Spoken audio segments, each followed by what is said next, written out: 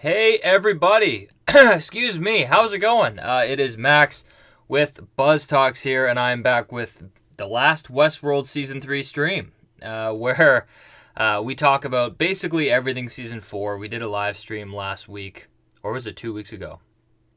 I don't know. Basically when that episode ended, and we talked a lot about Season 3, what we felt about it, as well as, some of the problems, some things we loved about it, whatever. And this live stream is really dedicated to focusing on Season 4. Excuse me, it doesn't taste that good. I got a new blender and I started making some smoothies, and sometimes they're hit and miss. So I've had some time. I've had like a week, 2 weeks to think about the show and what I thought about this season all in all. I'd love to hear your guys' thoughts on it. I can't help but laugh because the last 2 seasons of Westworld I finished off, being kind of annoyed because it deviated from, the theories that I thought that they were going to pursue.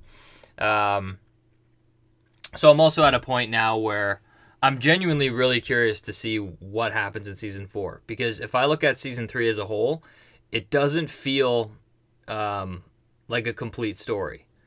And I feel like that's the secret to storytelling, whether you're telling, whether you're a TV show or a movie, that your medium has to have a beginning, middle, and end.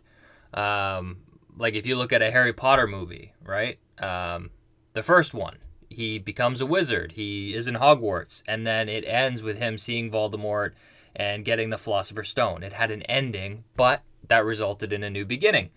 If you look at Game of Thrones, Season 1 ended with Robert Baratheon's death, and it resulted in a new king sitting on the throne, a complete end. If you look at Westworld with Dolores, it was her finding the maze, finding consciousness, and the ending of that season is she found it and she killed Ford, kind of taking back freedom for her species. So, all those are examples of pieces of media that have a beginning, middle, and end. And I feel like Westworld Season 3 just didn't really have that. Or they kind of fumbled on it. Because they had a lot of characters in the backseat. They had Bernard. Bernard's whole storyline, it didn't have an ending this season. He was delegated to a post-credit scene where we see him and we have to ask questions like, oh, what does that mean for Season 4? So Bernard was put on the back burner. Same with William. William was the worst thing to me because they did him extremely dirty, in my opinion. But the fact that we follow him, go through therapy and all this stuff, and there's no closure, and then he just, in a post-credit scene, he goes and gets killed. So, like with that character too, they didn't end a story, nor did they begin like a journey. Like it's like in Season 3 with William, they let us know that, okay, he's out of the park, he's being punished, but then there was no completeness to his journey. So I don't know, I just felt like all in all, there were some characters where I feel like they were really lacking that finish. Dolores' finish was fine to me, in my opinion. I hope that she comes back, because no one really dies in this show.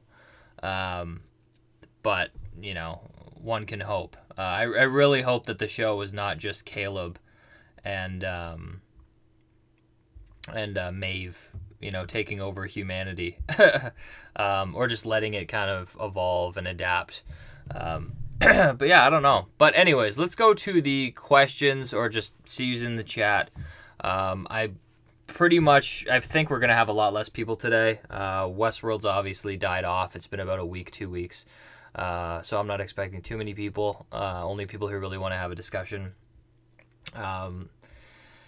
And a couple other things I want to talk about also.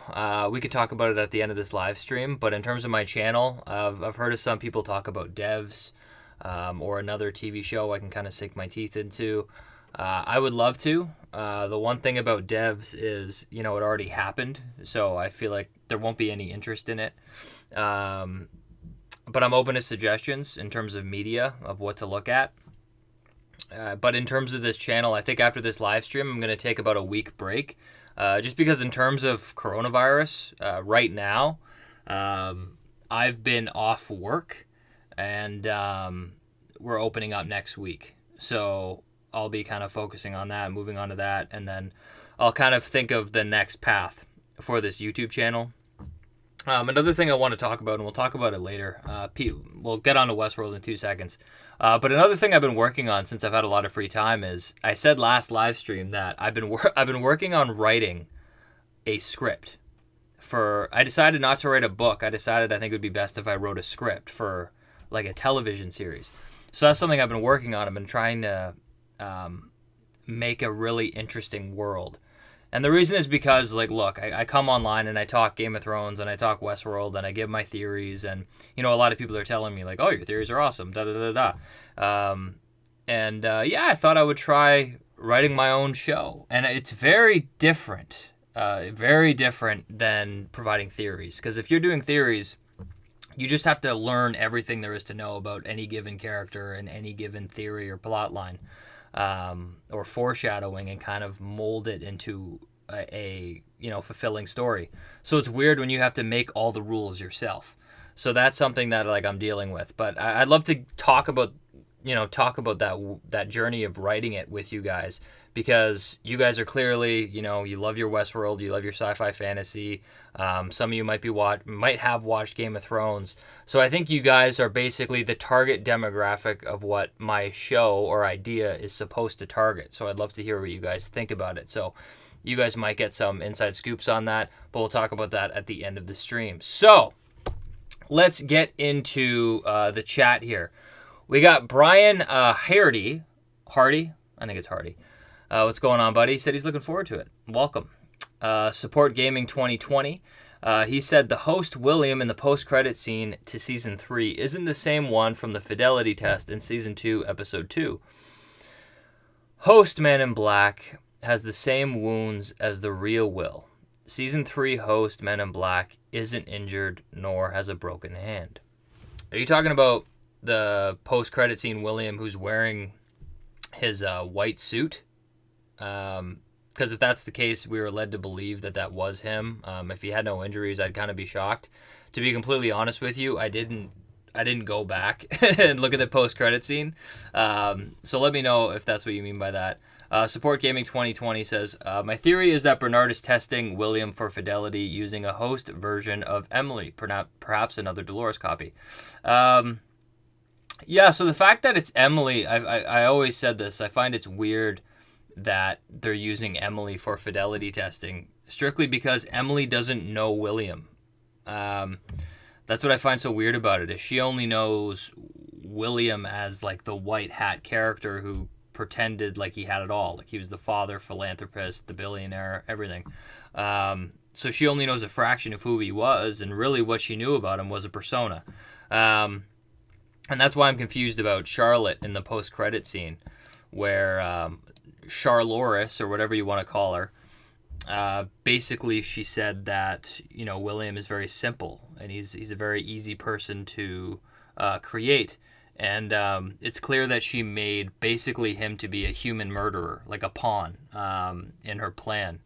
But what I find weird about that is, that's also based on the character of him being a black hat in Westworld.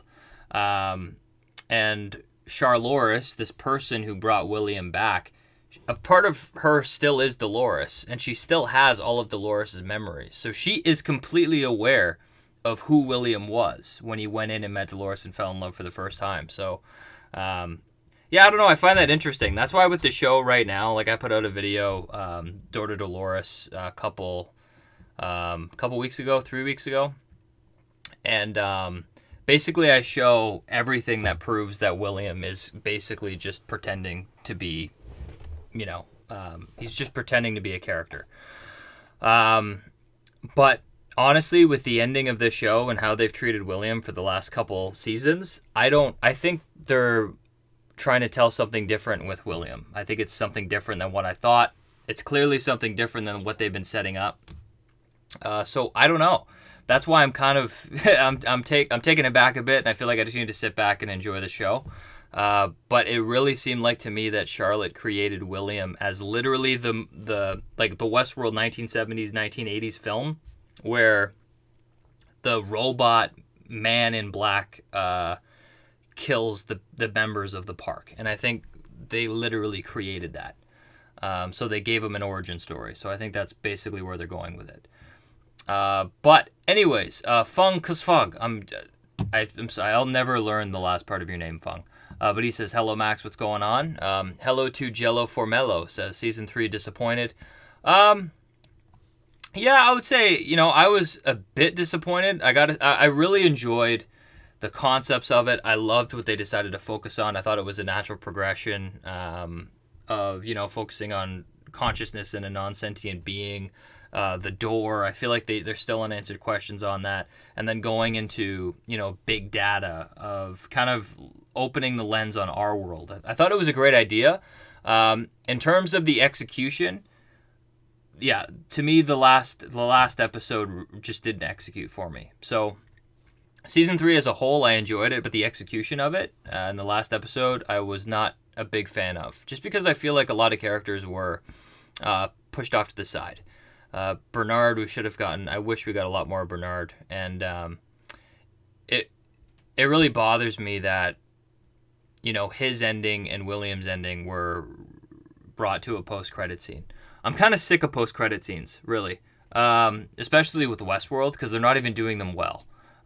Season 2 was fine, but the whole point of a post-credit scene is to hint at something bigger than the season itself, and as far as I'm concerned, they put the ending of William's character in a post-credit scene, which I think is kind of ridiculous.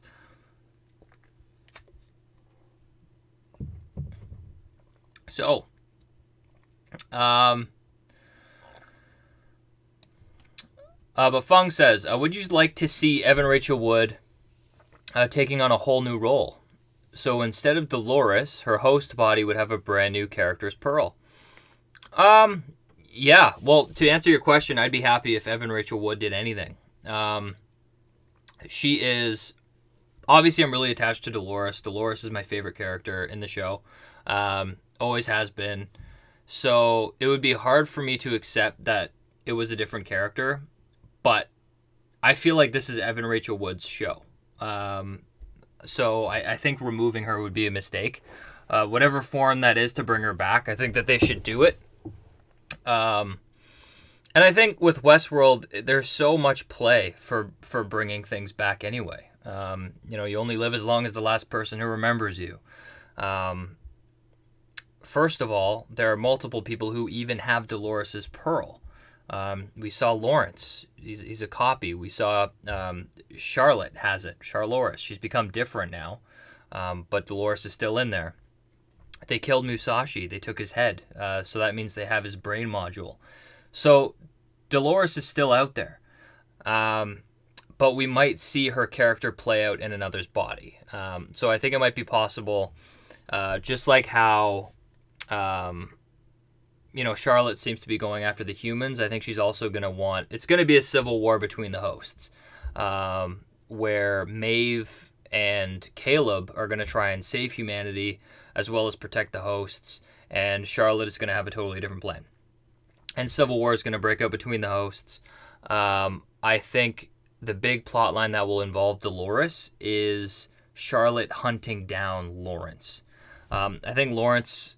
We saw Charlotte kill Musashi, and it's clear that, she doesn't want Dolores out there. So I think it would make sense if she was hunting Lawrence, and Lawrence was just running to safety. And that's probably the most probable way I'll see them bring Dolores back, is really because the way that Dolores in Charlotte's body, the way that Charlotte changed was because she had Charlotte Hale's family by her side. She was in the modern world. She had all of these things that anchored her to Charlotte Hale's character, and she was inside of Charlotte Hale's body. In terms of Lawrence being Dolores' brain module, Lawrence doesn't have anything to tie him to himself. Lawrence's fake fan... First of all, he's a host, so his storyline was just fake. So he has nothing tethering him to anything. He's just a shell. So essentially we have Dolores living in a shell of a body. So it would make sense that Lawrence would want to escape, reprint Dolores' body, and use that.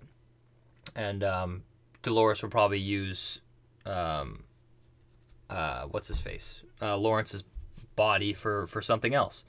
And she'd probably want to team up with Maeve and Caleb, hopefully try and get access to something so they can print brain modules. But yeah, who knows? But to answer your question, Fung, Evan Rachel Wood should come back no matter what. I wish I could fly, says Max. Is there any kind of new character that you would like to appear in season 4?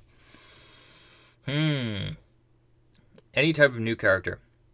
The one character I wish that they kept around was Sirach. I thought he was an amazing character. I thought he would have been the perfect foil, but I get the story they're trying to tell. And they pivoted perfectly. In the sense where, like, since they decided that they were eliminating Sirach, they basically were like, okay, we need to provide a new villain, an antagonist. And that's Charlotte Hale now. And that's where we're going to have a real Civil War confrontation. So to answer your question on what kind of character I would like to appear, and this might be a cop-out answer, I don't know. But I feel like we've seen every type of character, and I feel like Charlotte is going to be a very extreme character. She's essentially going to become Wyatt. She'll get bored and she'll start dismembering people. Like, I feel like she'll be that level of psychotic. So we already have that character. So the one character I really want is a balance to the Man in Black character that she created. What I want more than anything is Jimmy Simpson to come back. And I want the character of young William to come back, because I feel like that character wasn't done justice. And I feel like it would be really cool if you had young William on the side of the hosts and old William on the side of the humans. And both of them were, I guess both of them would be, one would be the white hat, one would be the black hat. And hopefully eventually you get the gray William who just pretended to be a character his whole life. So that's really the one character I want, is a true William who gets what he wants, who gets to finish out his story of the door. Because they never even addressed that either. So yeah. Scampoli says, William's episode this season are either written and directed entirely by women or has a ratio of 3-to-1 women/men writing. I think this is why the character is so one-dimensional, no male voice. I don't know. Look, I would say that there are a lot of men who write voices for women, and there are a lot of women who write voices for men successfully. I don't think it's a gender thing. I just think it's character. There's tons of examples of men who write women horribly or women who write men horribly. I don't think it's a sex issue. I really just think it's I don't know. I wouldn't go there. I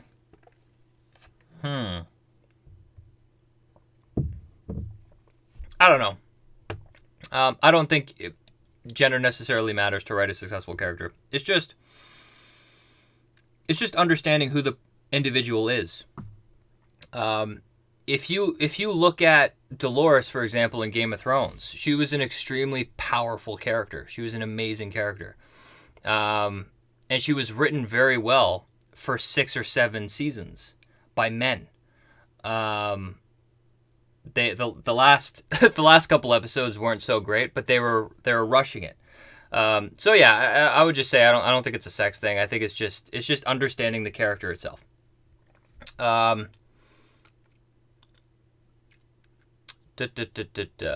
Support Gaming says the host Man in Black from Fidelity Test in season 2. Okay, I need to read that again. The host Man in Black from the Fidelity Test in season 2 post-credit scene was the damaged hand, the real William, Man in White. So the host we see kill William allegedly isn't the same one.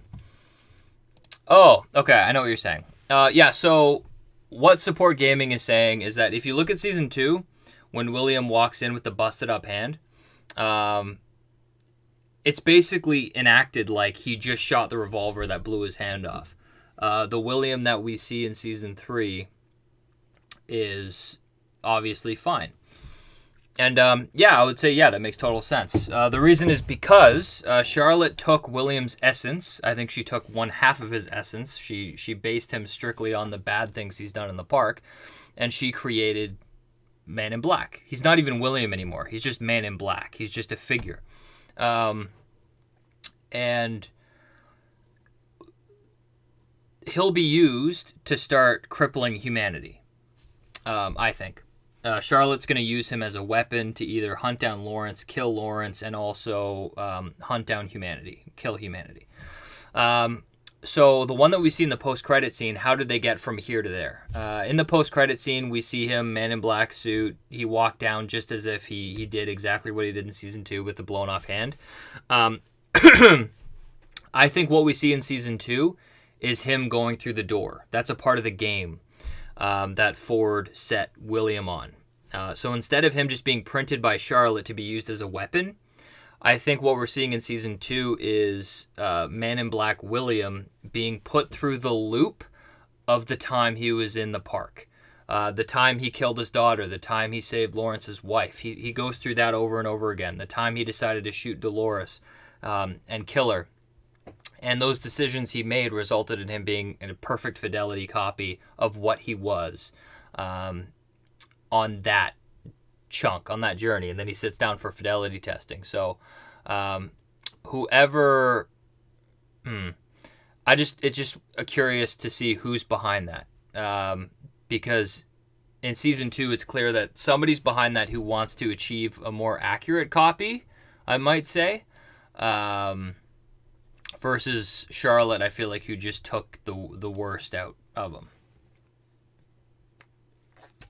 I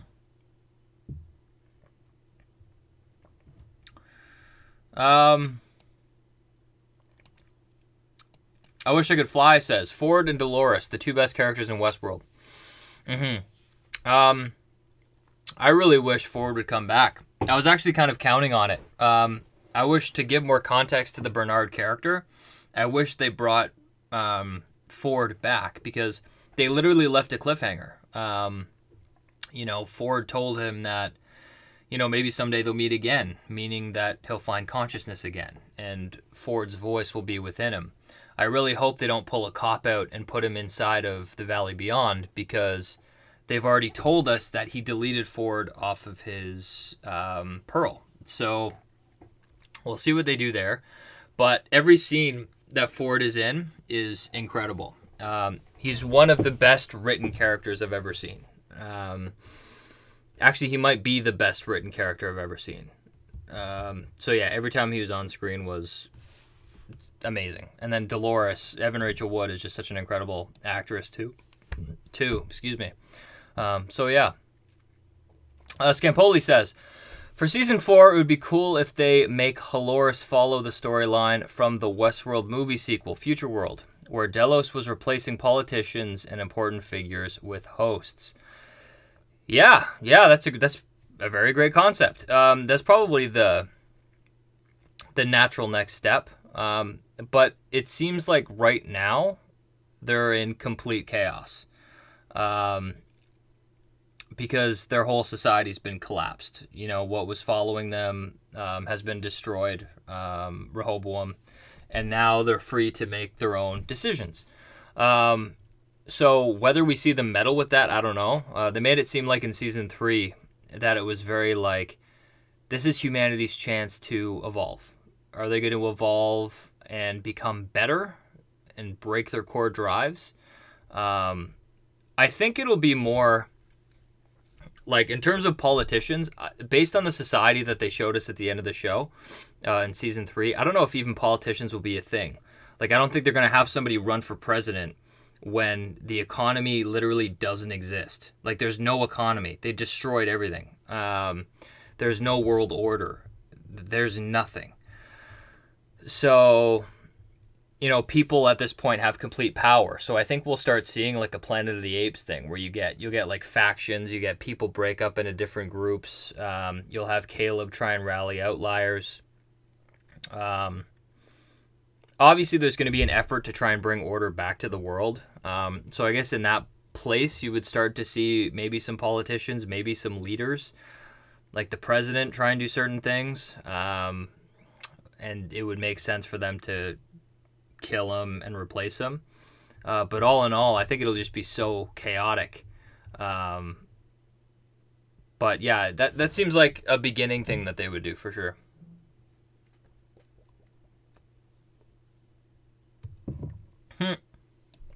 Hello to Jello asks, what's in the green smoothie? I'm like worried I got a bunch of it stuck in my teeth. To answer quickly, the green smoothie is blueberry, strawberry, banana, spinach, oats, yogurt, almond milk. Yogurt? Did I say that? And protein. So I bought a smoothie maker or a blender a couple weeks ago. So I've been on a bit of a smoothie kick. Richard Cheney says, how much of the Valley Beyond will we see in season 4? Yeah, I hope we see like a fair bit. It's clear that Bernard is going in for answers. I hope, based on the post-credit scene, I hope that they don't just like jump over it and all of a sudden it's like 50 years later. Yeah, I think we'll see Bernard in the Valley Beyond.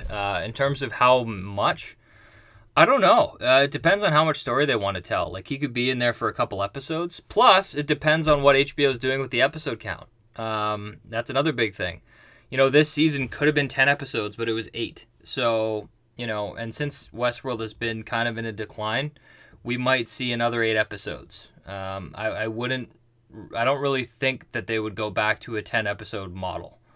So yeah, I don't know.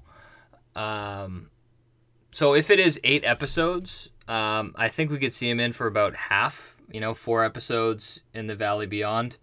But you'd have to keep it engaging and interesting. I feel like based on what I've seen from the writers, I wouldn't be surprised if Ford was there, because as a writer, they need to show the audience that Ford was correct in saying that we will meet beyond, we will meet again, and they'll meet again in the Valley Beyond. Even though I personally don't think it makes sense, but I think they'll do it. I think we'll see this new world, and we'll see Bernard discover what it is that they did. I think Akecheta could potentially be the leader. I think it would make sense if Akecheta was the leader.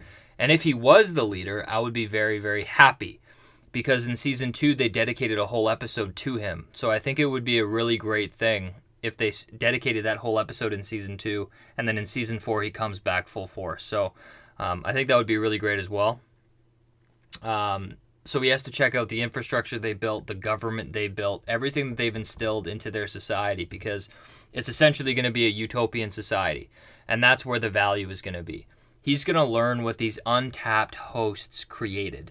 And that will be the answer to creating a new world. So he'll get that. He'll also plan a way to take that information out, to get it to Maeve, to get it to Caleb, to get it to the hosts who are trying to better the world. But obviously Charlotte is going to get in the way from that. And he's going to also want to incorporate the hosts that are in the Valley Beyond to come into the new world when it's ready for them, to then start building it. And I think, like I said before, I think that's Bernard's key role, and I think that's the way Dolores made Bernard, is that he's basically designed to pick up the pieces after Dolores has ripped everything down. So he's going to come back. He's going to build a better world. He's in between of, humanity and human. I just same thing twice. He's both host and human, based on his backstory. So I think he's naturally the best person to build a better world. Fung says, do you think season 4 will look like Mad Max, as the post-credit scene looks very desert-like? Yeah, so it seems like they're going that way based on the post-credit scene in season 2, with William going into, seeing Emily, and based on the post-credit scene of Bernard being covered in dust after waking up from the simulation. It's clear that they're leading to that. Do I think that we'll see that next season? I don't know how far they're going to jump. I don't think so. I think what we're seeing here is season 5. I think season 4 is going to be the build up to this, where we have a host covered in sand and the world is just destroyed. I think season 4 is going to be them fighting probably within 10 years, 20 years against Charlotte. And I think once, Charlotte is either defeated or whatever happens, you're going to be left with this world with the host in the sand. And that's where, season 5 will probably start, where they're kind of building anew. They're making moves that way. So that's what I think they're doing. Marin Bentley came into the chat. Hey, how's it going? Marin Bentley says, still so confused about many things on this show. Oh, that was so nice. Wish I was half as smart as Max. Oh, that's so sweet. Thank you so much. Steven Simon says, it wasn't a divergence in Berlin. It was a private network connected to... Oh, people are talking about the divergence or elevated scrutiny in the show. Yeah. I thought they did a good job with that. I thought it was a different concept too, which I also enjoyed. Skimpoli says, what was your interpretation of William's visions of Emily? Dolores kind of implies she was causing them, along with a line where she finds it funny he thought he had a choice in killing his daughter. Yeah, that's what I find so funny, because that comment to me was like a jab at his human nature. Like she basically said, I know you as a person, William, didn't kill your daughter. It was your core code as a human. So she basically just she gave him an excuse to justify his action. So I thought that was interesting. In terms of Dolores implying that she caused his visions of Emily, I don't know. I don't know where that assumption was. I personally thought that it was the fifth pearl, but it turned out to be Lawrence. So yeah, I don't know. In terms of him seeing that, with this show, I'm not looking to discount anything. Like in season 1, they did timelines. It was a mechanism where they basically jumped between 30 years with Dolores to show her kind of repeat the same memories. And I think what this show could be doing is, instead of jumping between timelines now, it's jumping between, well, it essentially is jumping through timelines, but it's different states of reality. Where this interaction that we see with William that seems very confusing, it's almost like he's mentally communicating what he's going through, and he is creating Emily, but it could also in the future be a facility that was created to create a William and have him interact with his daughter to try and understand what his motivations were in killing her, to further understand his character. So, I don't necessarily think this is the case, but I think it would be pretty cool if those scenes that we see with William interacting with Emily was actually William as a host like 30, 40, 50 years in the future. Think about that.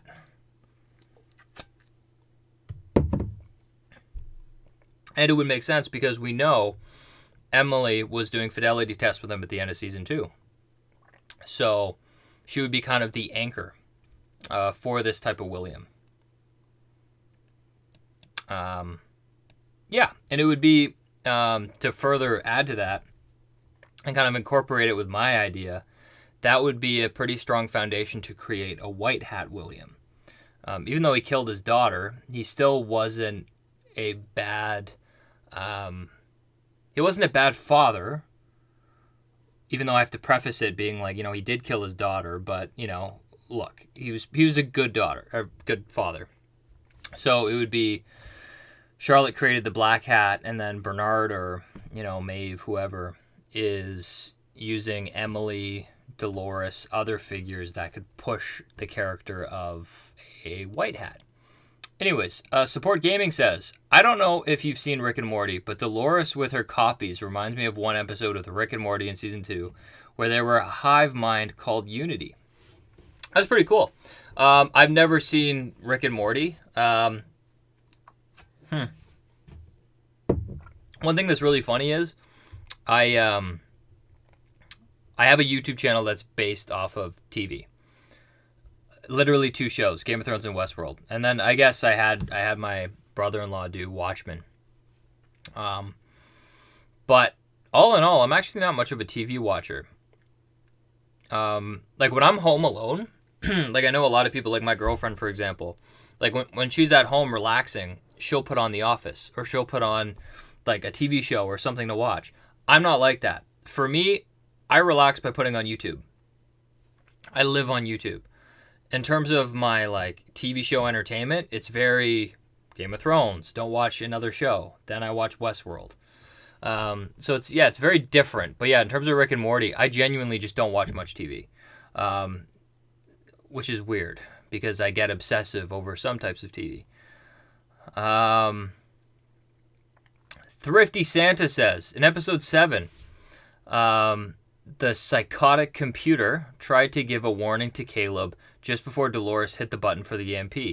What do you think the warning was about? Okay, so if you think so naturally, if he was going to give Caleb a warning, I need to watch the episode again to be able to recall that. But if he did try to give Caleb a warning, Dolores selected the last strategy. And we found out that the last strategy was essentially destroying human civilization, to break everyone down so humans could kind of build themselves back up again and evolve, break their core drives, be better. So in that case, if he was going to warn Caleb, I'm trying to think. The only thing I can really think about is we've seen divergences with Rehoboam of Charlotte's activity. So it could also be a warning that there is a new player in this strategy that he didn't calculate for. Because as we saw Dolores said in the show, as Solomon said in the show, that this strategy was made with other people in mind and it's outdated. And Dolores said update it to fit Caleb, a new leader. I personally think that leader was William, and it's been adapted to fit Caleb. But in terms of a big villain to match him, I think the warning primarily was, I think it's buffering here. Let me know if everything's good on your guys' end, if you can hear me. But yeah, I think the warning was really about Charlotte, like a new victim, or a new enemy, that's gonna warn them that could affect the outliers or whatever. Crap, I was gonna say something else, but I can't remember.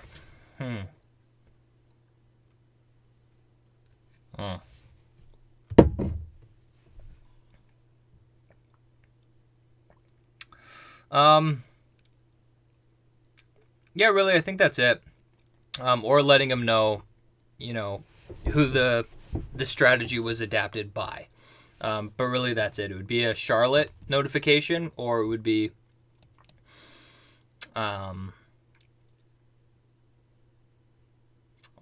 a lot of people in the chat are talking about Maeve. Okay, let's see what they think. Marilyn asks, actually, you know what? Maybe I should answer this one first. I'll go back to you, Mary Lynn. But Fung says, what does the name BuzzTox mean? Where'd you get it from? I see you have a frame above your TV. Yeah, I do. Yeah, BuzzTox. So quick story on BuzzTox. I started it 6 years ago. It was a while ago. And my girlfriend actually got me that. But I don't know. BuzzTox, the principle for me was I wanted a YouTube channel that wouldn't be named, that wasn't dependent on one thing. I wanted it to be a brand. That if it's something that I wanted to carry on and grow, or if it's something that I wanted to adapt and change, it would be a word that doesn't mean anything, but it means something in the context of what we've made in the brand. So that was one part of it. The fact that it was just BuzzTox, it's one word, it's easy to say, and it doesn't mean anything, so you can put meaning into it. So whatever my channel is, you think, oh, BuzzTox. Because let's say if my channel was called Discussion of Thrones, because I know there's one guy out there called Talking Thrones. It's dependent on one show. And I don't want to be a channel to just talk one show. I want to talk multiple shows. And I want to be able to change in different areas. And also, it also means two different things. Like buzz, so what's buzzing or what's popular, or what deserves discussion.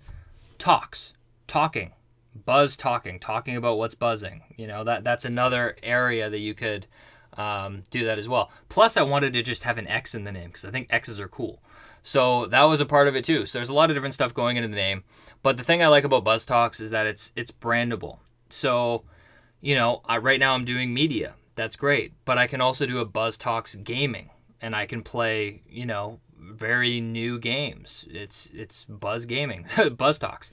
And also I could do like a BuzzTox business channel. So I have my own company. So I love talking about finance. I love talking about all these different subjects in terms of business. So that's another avenue I could go down, right? So it's just a brand that is infinitely malleable. It can become many different things. So that's mainly why I did that. Anyways, excuse me. Those always get me burping, those smoothies. But Mary Lynn says, Max, what were your overall thoughts about Maeve's arc this season? Lots of people feel torn about the path this season. Yeah, so... in terms of Maeve this season, she bugged me. She really bugged me. I should say a couple things. In terms of it's a very different thing between character and character decision versus character arc. So in season 1 and 2, I didn't love Maeve. Every time she went on the screen, I was like, okay, it's Maeve. I just watched it. I thought it was fine. But in terms of this season, I feel like they supported her arc well, in the sense that, the thing that made her great was that she ended up establishing these really deep relationships with humans. She built a friendship with Lee Sizemore, with Felix, with Sylvester. And because of that, she held almost an attachment to humanity. And I thought that was great. And in terms of this season, what I love about Maeve is that she ended up in the position where it makes sense for her to be the person to, help humanity, to make sure that they evolve and adapt, because she herself has seen the good in humanity. So I think that arc makes sense. The fact that she is now teaming up with Caleb to help bring peace between their kind. I think that's perfect. But what pissed me off about Maeve is that it's just how she was written. I feel like they could have changed it to make me not hate Maeve. For example, she gets caught by Sirach, and he says that our motivations are aligned. You want to be with your daughter. I want to save humanity. Go kill Dolores. Get the encryption key. Da da da da da. And she had this hate for Dolores, and to me it wasn't well founded. She was like, you want to destroy the world, Dolores. You want to make copies of yourself. I don't trust you. And all the reasons to me were very shallow, because she was Um, because the show didn't lean into the fact that she was being forced by Sirach, and they leaned into the fact that Maeve 100% disagreed with Dolores and wanted to kill Dolores. And the justification to want to kill Dolores doesn't make sense to me. Strategically, it would have made more sense for Maeve to leave Sirach, go be with Dolores, and gain her trust. For those people who say, no, Maeve could not leave, Maeve was under control by Sirach, that should have been the main crux of Maeve. So what I'm trying to say is, instead of Maeve being so against Dolores, fighting against Dolores, and then realizing the last minute that Dolores is good, what they should have done is had, since episode 1, have Maeve be forced against her will, against her own kind, and sharing a hatred for Sirach. Because I feel like they were trying to write her in a way to hate against Dolores, but it didn't really make any sense. So yeah, I feel like they kind of jumped the gun on that. I think they would have saved Maeve's character if they made her, if they just made her written to hate Sirach. But Support Gaming says, can we talk about how Maeve just forgave Dolores in the finale after a few episodes ago? One of Dolores' copies, Martin Connell's, had Dolores kill Hector. Yeah, that was my thing too. Yeah, I think the natural. I think if they were gonna kill Hector like that, and they were gonna build a rift between those characters, I wish that they kept it until they led to the next conclusion.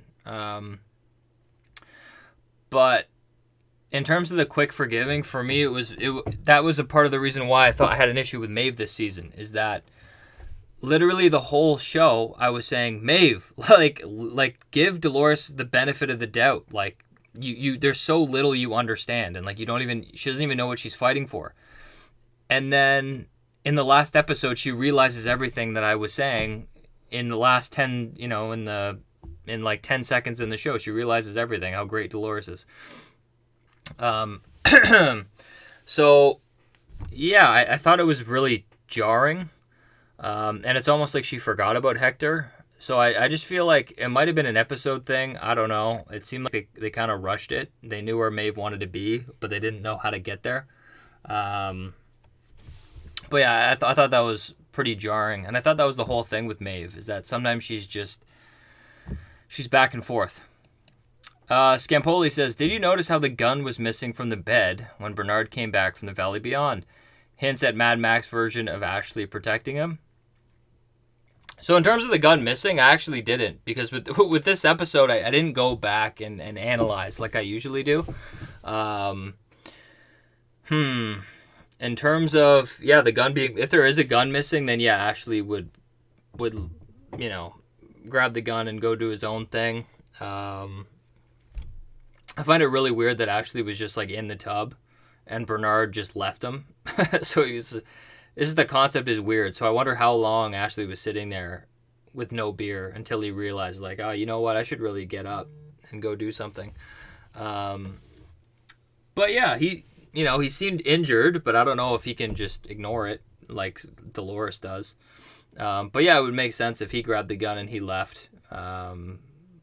His core drive is to protect Bernard, so he wouldn't go far. And he's a very important person. Bernard is coming back with a secret, the secret of humanity, or how to create the perfect society. So he's a very important character. Thrifty Santa says, during all of season 3, Dolores kept talking to someone or something through her earpiece. Who or what was she talking to, and what was helping her? The way I interpreted it, was she was just talking to like an artificial intelligent system. It's like me walking around with Siri or Google Assistant. It's just a virtual assistant, and I think they were just trying to communicate that. Like, Insight was basically the king of AI. And right now, people say that we're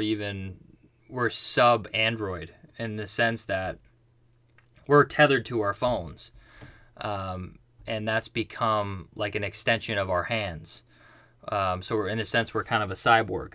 And I think that's only going to get enhanced, where, you know, you'll have this thing that you can talk to that's like a legitimate human who does what you want.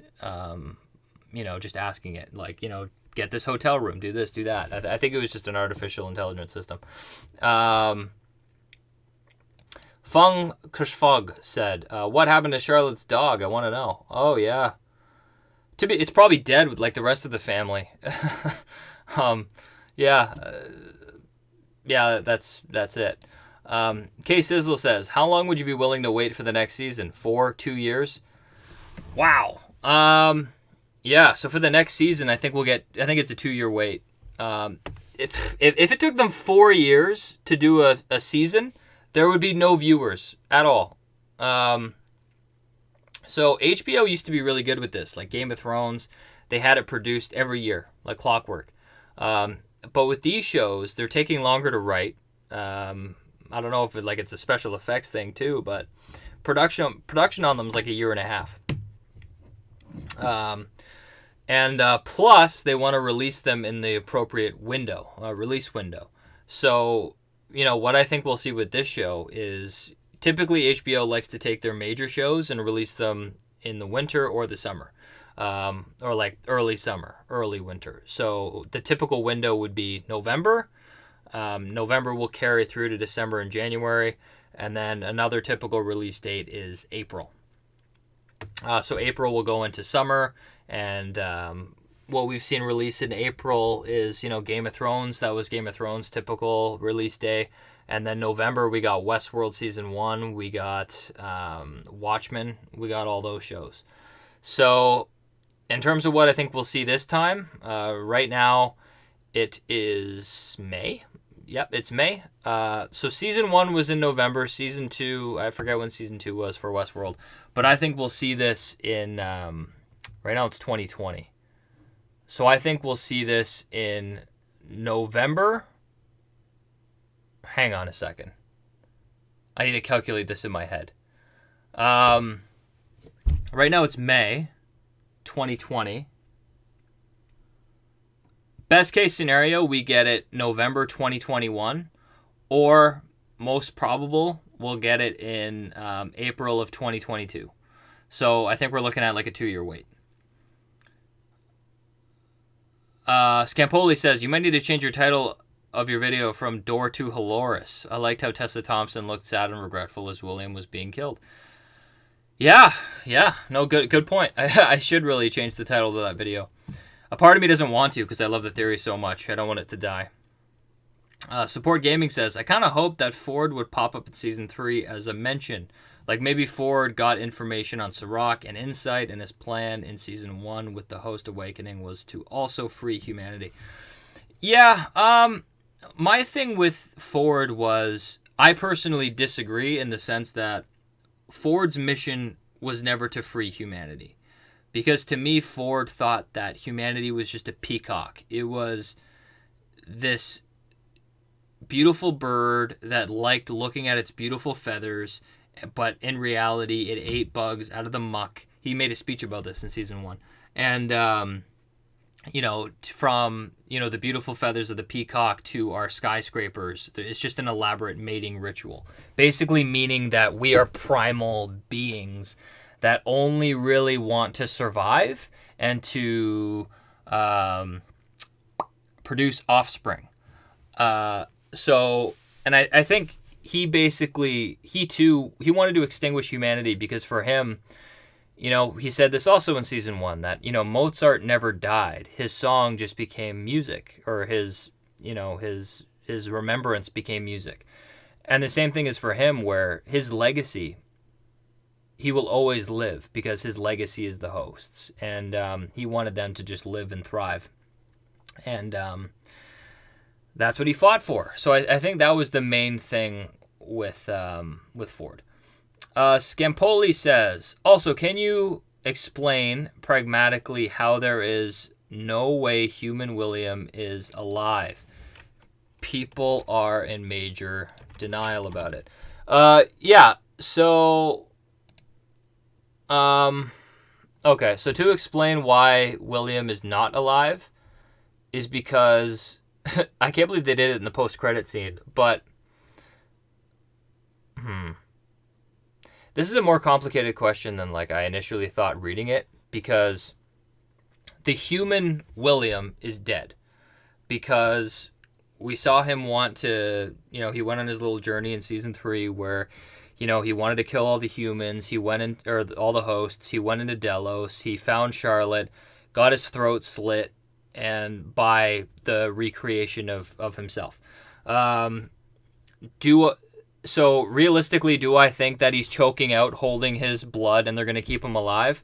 No. I feel like that'd be a really weird way to tell a story. So in that sense, William's dead. So yeah, in terms of human William, there's no way you can really justify him being alive based on how the scene played out.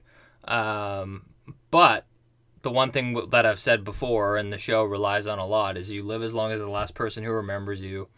There are pieces of William still alive in that Man in Black figure. There are pieces of William alive in the memory of Charlotte Hale, Dolores who died.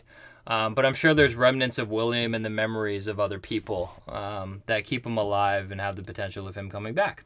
But yeah, Flippo says, hey, do you think Dolores is gone for good? Maybe they can resurrect her through Lawrence's pearl. Anyway, what happens now to Dolores? I like that. Now that the original Dolores lost all of her memories. Yeah, so the original Dolores is dead. The best chance we have, and I said this earlier, the best chance, the best chance we have at getting Dolores is through Lawrence. So, like what you said, Dolores. Basically, the only part of Dolores that isn't there is her in season 3. Of her doing all those plans to save humanity with Rehoboam and all that stuff. But everything else is intact in Lawrence. Like, Lawrence would remember... Dolores' pearl inside of Lawrence would remember all of season 1 and all of season 2. So it's basically a really good copy of Dolores. So that part of Dolores will be alive. So we'll basically just return to Dolores at the end of season 2. Which is fine by me, as long as Evan Rachel Wood comes back. Flippo also says, glad to see you back. I feared you could be so angry about William's ending scene that you never would talk about Westworld anymore. Yeah, so I will keep talking about Westworld. Even though this season was okay, I'm still really enjoying the show. I really hope that they do right by it. I am a little worried about them Game of Thronesing it. Game of Thrones to me was so amazing, but God, the last 6 episodes in season 8 were brutal. And they just unraveled everything they set up. Talk about making you feel like you wasted your time. And that's my main thing with William's character that bugged me is if you're going to spend all this time giving a character depth and meaning and symbolism, then don't flush it down the toilet. Because you just make everyone feel like they wasted their time. So, yeah, that's what I'll say about that. But so right now, in terms of the stream, we're going on for an hour. We have 33 people in the chat, so we have a little less people naturally because who wants to talk about Westworld about 2 weeks after it's been completely aired? So if you have any more questions, put them in. I'd be happy to answer them. Also, if you guys are interested, I don't know if you will be or not. I'd like to talk a bit about my little project because I want to use you guys as a bouncing board for ideas. I have an idea I've been working on, and I figure since there's only 35 people here, I could kind of give you a sneak peek if I actually end up completing something, just to kind of gauge what you guys think about it. Since basically you guys are the target audience of who I would want to target if I wrote a book or a show or something. So let me know. Let me know. But now I'm going to have a drink.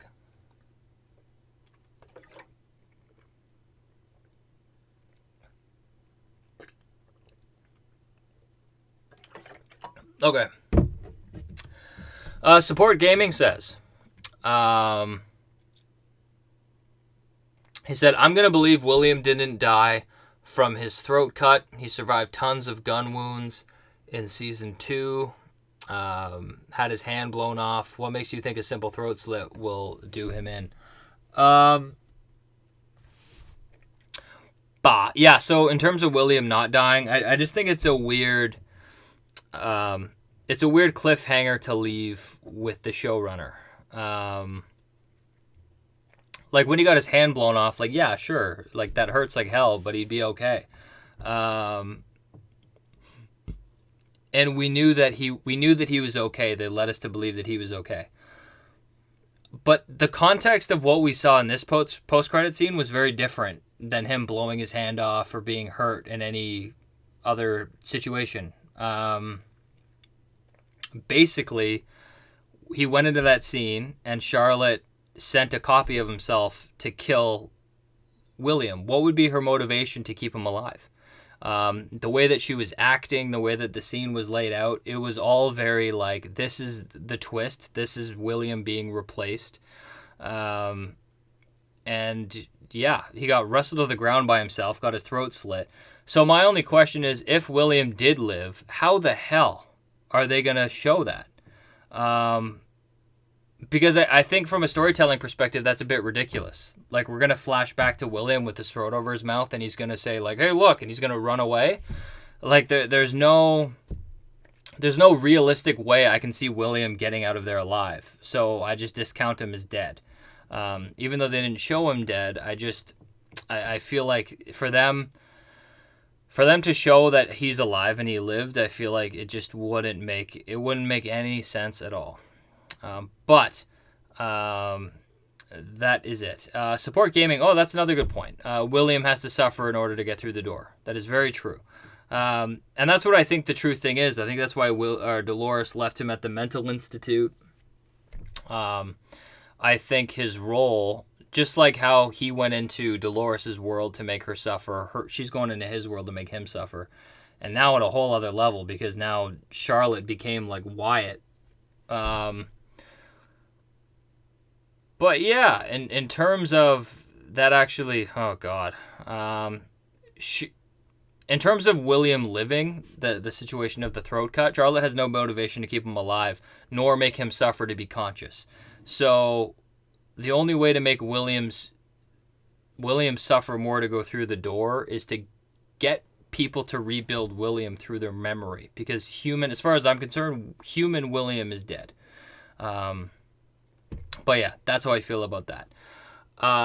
So, in terms of, we're out of questions. If you throw in a couple, I'll probably answer at the end. But I guess I'll talk a bit about my little idea of writing a show. Yeah, so I've kept it pretty quiet. I think this is the perfect place to talk about it because we're all, fans of Westworld, Game of Thrones, all these different things. And, I used to do all these theories that, I thought were really good. And a lot of people told me like, damn, like this is really good. You should write something or you should work for HBO, whatever. And I was like, you know what? During this time where I have nothing to do, I might as well try cracking at writing something. Yeah, so I kind of went through off topic. Flippo just said he loved the Watchmen, and I was going to tell him to check out our Watchmen videos, but then he said he did, so great. Back on topic. Yeah, so I started, writing this thing.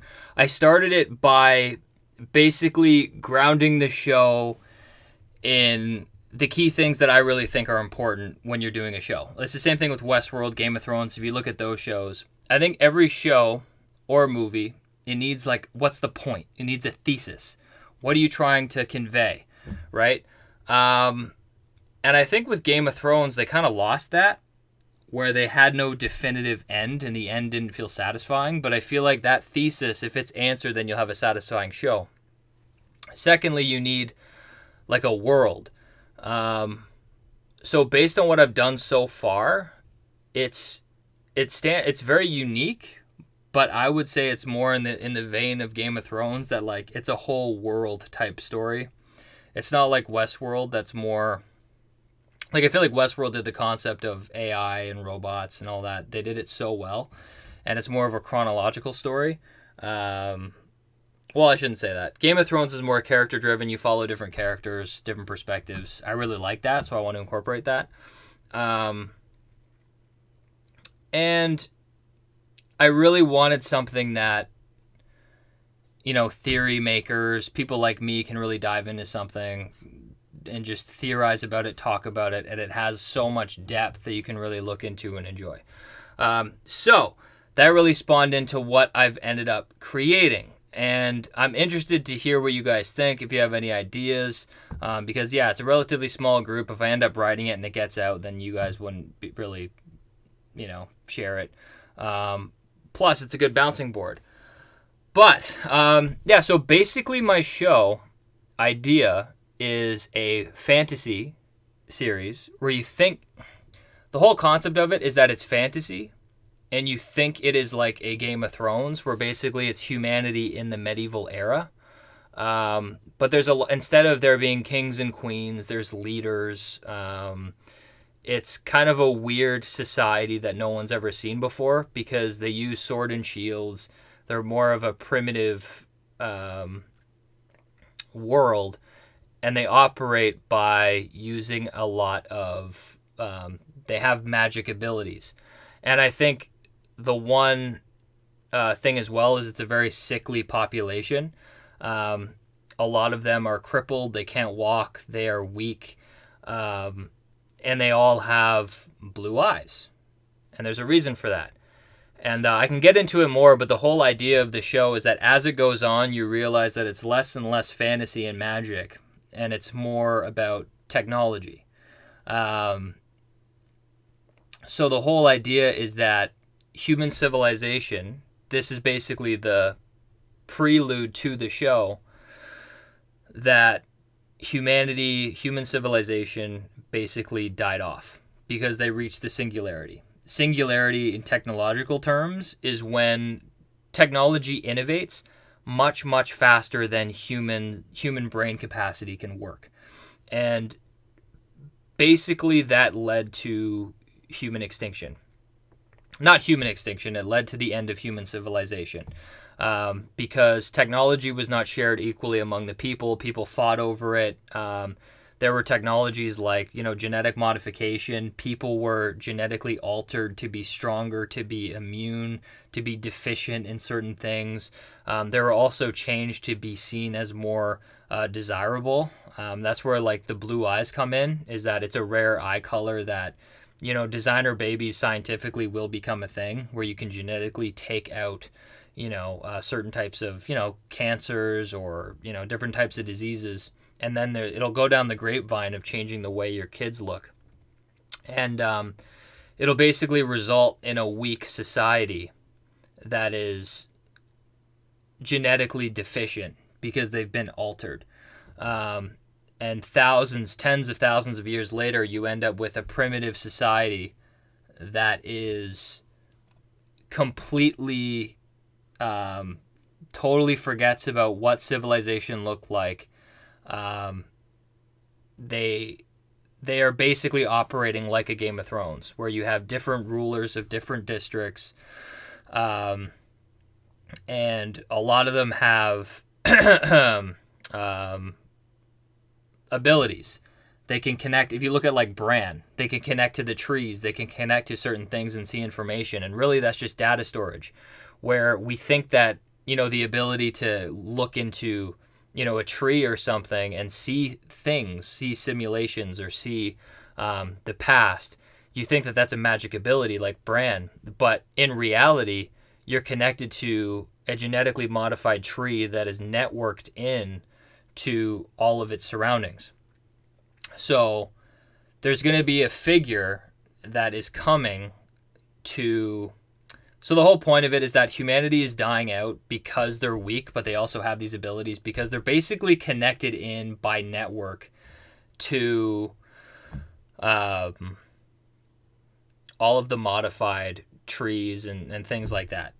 But then you're going to have a kid who's born who's genetically immune to nuclear.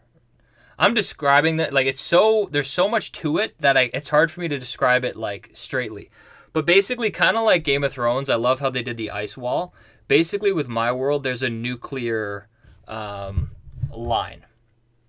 And that nuclear line is, nobody goes there, nobody understands what it is.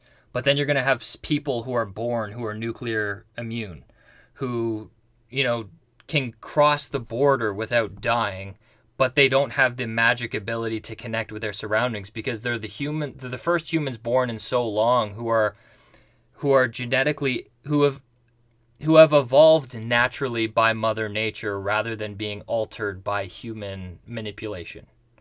So that's going to be the main duality is it's, Mother Nature, evolution, the true art of mistaken evolution versus human alteration. But with that, you'll have a Night King figure who comes north from the nuclear zone to basically decimate the sick society because they have to die out and the strong have to survive in order to create a new world. So there's a ton to it that it's very hard. I feel like I described it terribly because I don't know. It's tough. And then so right now in the part of writing, I'm talking about in terms of writing, you have to build the world and then you have to kind of build the backstory and the characters, things like that. And right now I'm kind of working on the main villain, like the through line of the show, and that's essentially going to be like a Night King figure. And it's basically, it seems like this horrible magic thing, but it's essentially an artificial intelligence that's drive is to save humanity.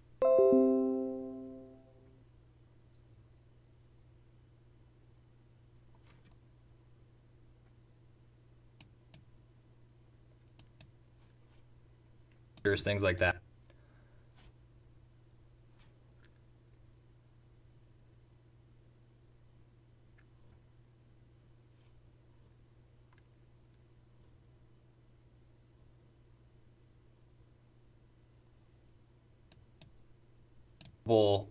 Magic thing, but it's essentially an artificial intelligence that's... Are we back? Are we finally back? Say yes down below for backers, things like that. We got all weird with the stream there. I don't know why that went out. That sucks. But yeah, so I did like a map and everything, guys. Like I took this stuff seriously. It's tough when you don't have work and you're just you're just writing stuff. So basically like this, right? I legit did a map, okay? This is literally the whole map. Oh shit. All up here. It's basically North America, but a lot of it is underwater because, I basically built the map by elevation levels. But I have that in South America, so it looks a lot like, it's very similar to like Westworld and Essos in the sense, but it's actually our own world. But the whole point is that in the first couple seasons, it will seem like a fantasy, and then it will start kind of pivoting towards like, what the hell is this? And then you do like, I was doing religion writing too, where like you have the foundation of what the world is basically the 6 pillars of technology. You have like biochemistry, simulation, data storage. There's basically 6 that I have. And it essentially makes like a nucleus, like that neutron thing. But then that also can deviate into many different forms of religions. But I'm really pumped about it. I think there's going to be a lot of different things, a lot of different characters to dive into. I'm excited to try different theories. And right now I basically have the world broken up and the core main arc of the villain kind of identified. And the whole thing is that I was talking about the Night King villain, Scampoli reminded me. Essentially, it's like during the destruction of humanity, there were people who escaped to Area 51. And it got so...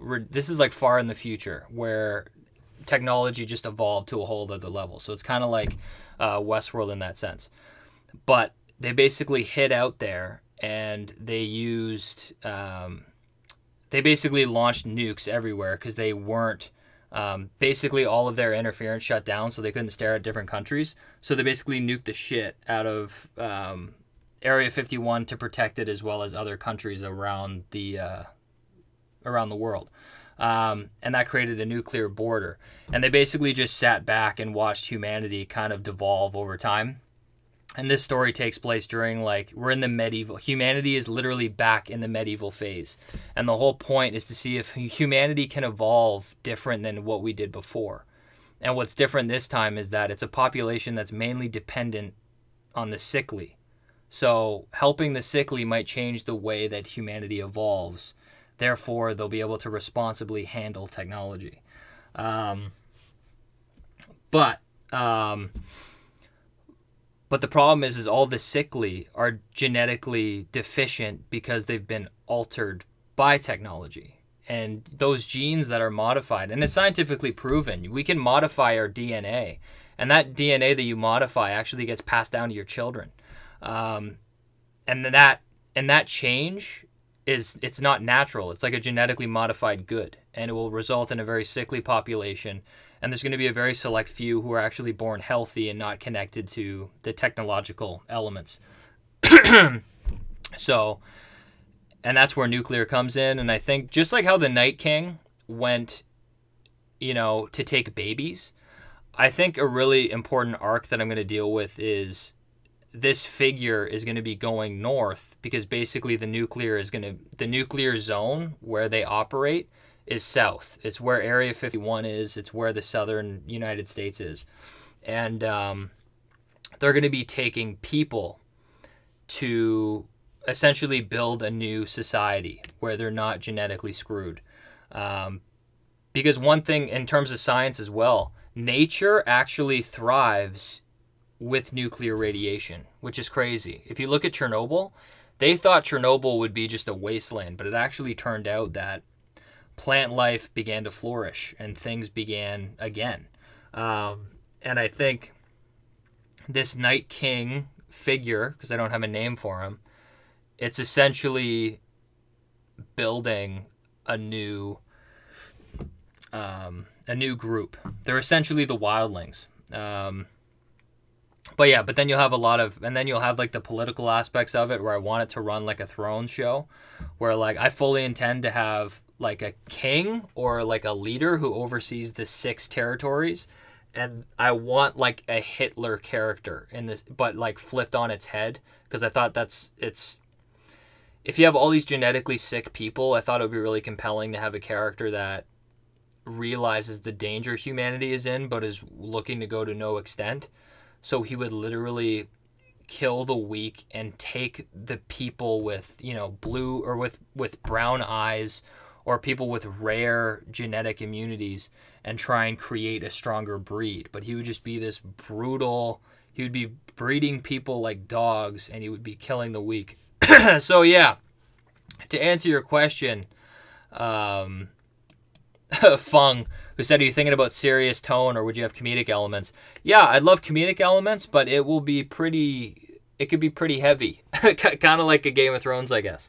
But it's just, right now I'm in the phase, camera got blurry there, but now it's talking kind of early about it, but I wanted to get your guys' feedback. Really, it's just the world building, which I'm doing now, and then you got to get the landmarks, and then kind of the main arc of the show, and then I want to start putting in characters. So like you want like that Hitler character I talked about, it's really important for me for that character to start off as a good person. You think that they're this amazing person, and then they start to realize that their species is devolving, and in order to try and save them, he has to become a monster. So I think stuff like that is really compelling, but that's just a character that's a subplot. It's kind of like if you look at Cersei Lannister in A Song of Ice and Fire. Well, the way Game of Thrones did it was Cersei Lannister was the real villain, but What it should have been was Cersei was a subplot to the real arc of the show, which was the Night King. So, the one thing I would say is I've done a lot of theories and predictions on Westworld and Game of Thrones, and a lot of the stuff that I loved and kind of wrote that didn't end up in the show, I might end up sneaking that in here. But, yeah. But no, we'll see when I get it done. It's not like I want to be a writer for the rest of my life, but I thought it would be fun. But yeah, I think that's all I have to say about it. I wrote some, religions up. It's a lot of work. so we'll see what happens. But that's why I want to write a show. I feel like it's so much easier to write, a 10 episode outline script and then kind of go to the next season, get kind of outlines for each season and then see how that goes. And then that's another thing. It's like, how the hell do you get this thing moving? Like, I know someone who could maybe, get it up the ladder, but I feel like everyone writes something, right? So what makes yours compelling or interesting? But it is a project I'm working on. I thought it was something we could talk about in this stream since there was only so much to talk about Westworld. But that being said, please leave your thoughts down below. I believe that there was one more question about Westworld. I can probably answer now. Might as well finish this stream on a Westworld question. And then we will wrap. Scampoli, this is the last Westworld question I'm going to take. What do you think William's cornerstone will be? Daughter, wife, Maeve. Neither, or none of them. I think the real William's cornerstone would be Dolores. She was the only character who really made him find himself. And she was the only character that he truly fell in love with. So I think William's true cornerstone is Dolores. So that's my answer on that. Richard Cheney says, the viewer and the people who inhabit the world are both unaware of the past. So this is so you're talking about the book I'm writing. If you look at our society, right now it's 2020. So that's 2020 years. And then plus there was before that, they think that humanity's been around for like 300,000 years or something. Like not human civilization, but human behavior. In terms of this, it might be the event where civilization ended could be 25 to 50,000 years ago. So it's a very long time. It's a long time where that lifestyle ends up being stories told that become like make-believe or not even real, or they become fairy tales and stories that they tell their kids, where we have no idea in hell how the pyramids were built. We can infer, we can try and understand it, but really we don't. And that wasn't even that long ago. So compared to 25,000, 50,000 years ago, there's going to be stories that are passed down, but those are going to be just stories of magic. They're not going to understand the concept of what a civilization is. And what's really, at that point, everything's basically decomposed with little remnants of the past. But they would think that it's just a natural part of their world. Like giant plant pillars that ride steel. They would think that that's just the genetic makeup of their world.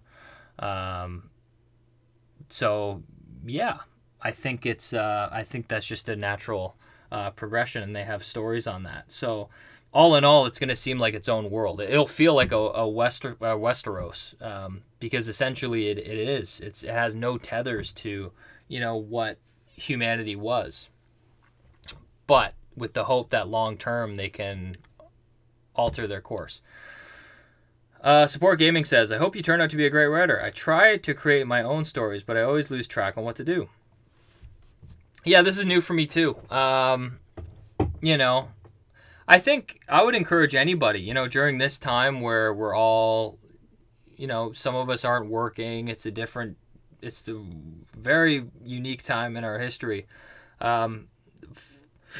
geez, find something fun to do, find something unique to do. And I thought it was something that, like, I've been writing for a while, because I wrote Game of Thrones. I wrote my ending for my theories for Westworld. I wrote the ending for Game of Thrones. So it's something that I've loved to do because I love theorizing. And I personally felt like I personally feel like I could have written season 7 and 8 of Game of Thrones better than it was.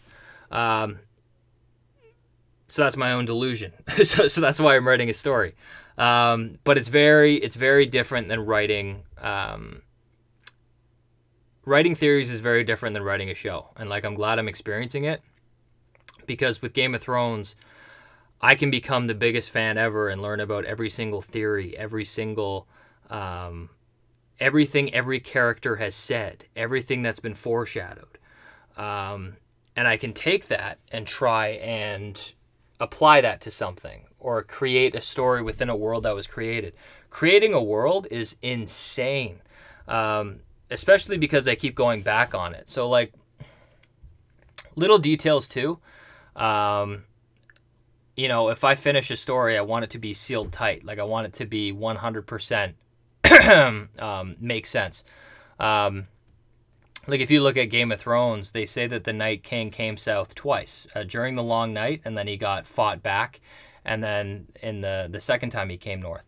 But in my opinion, it's like, why, how did he get pushed back the first time? He's, like, unstoppable. And why did he decide to come north during this show time? It didn't make it. They didn't explain that. It didn't really have any reason. I want to make sure everything in my story has a reason. So I feel like you give yourself a lot less leeway when you're, writing it yourself. But yeah, just quick advice for, like, what I've done personally. For anybody who wants to write something. For me, it's like, you just start with the purpose. What's the point? It's like a pyramid. After you come up with the foundation, what's the purpose of it? You then figure out the world. What is the world? After you figure out the world, it's then your main characters and through lines. What, like Jon Snow, it is to gradually go through and become a leader in different areas and really refine himself as, like, a democratic elected leader. Then become King of the North, and then A Song of Ice and Fire, and his arc is it goes full circle to do this. So you come up with your arcs, you embed them in the story, and then you layer that with subplots. What are things that are just entertaining and carry the story along and allow your characters to grow and evolve, but they're not actually integral to the main arc of the whole show. So that's really what I've been doing. And I'm not even at that part yet. I'm still trying to flesh out the rules of the world. Because the last thing you want is the rules of the world to crumble. Because it makes your end not feel justified. And that goes hand in hand with what Miss Toledo said. Do you like the way Westworld ended? I need some water. In terms of this season, no. This season didn't end so well. I feel like it jumped the gun. It wasn't really... It was very jarring, and I feel like they reserved, like, the Man in Black for the post-credit scene. Didn't really make any sense to me. It didn't really seem right. But hopefully it leads to a better season. But finally, Fung Kunzfug says, do you watch Black Mirror? To be honest with you, I've watched probably 3 episodes. I love it. It's great. It's just not something I do on my free time. I usually don't sit down and just watch an episode of something. But yeah, maybe I should pick it up sometime. I love shows like that really make you think. But yeah, I think that is it, guys. This was an excellent stream. Thank you so much for tuning in. I'm shocked that we even got 25 people on this stream, to be honest with you, after a week and a half, 2 weeks after Westworld's done. In terms of this channel, just give you guys a quick update. I'm going to take probably a week off to adjust to my business, get everything set there, and then I can kind of chart a path for, this channel. What I watch, I don't know. Miss Toledo says, have I watched Devs? No, I haven't. That's something that I could pick up. My one issue, though, is my channel has a lot to do with theories and my opinion. And my issue with devs is that everything is out. So the power of my channel and my ability is gone. I can no longer predict and theorize stuff. So I'm basically just reviewing it. So I'm going to have to give that some serious thought to see what I can do with this channel. But I'm open to suggestions. If you want to leave a suggestion, just comment down in this live stream or go to the community section of this channel and we can talk about it. But I'll probably be back on this channel maybe in a couple weeks. I'm going to take a little break and then I'll kind of figure out what to do next. But that is all. Until next time, I'll see you guys later.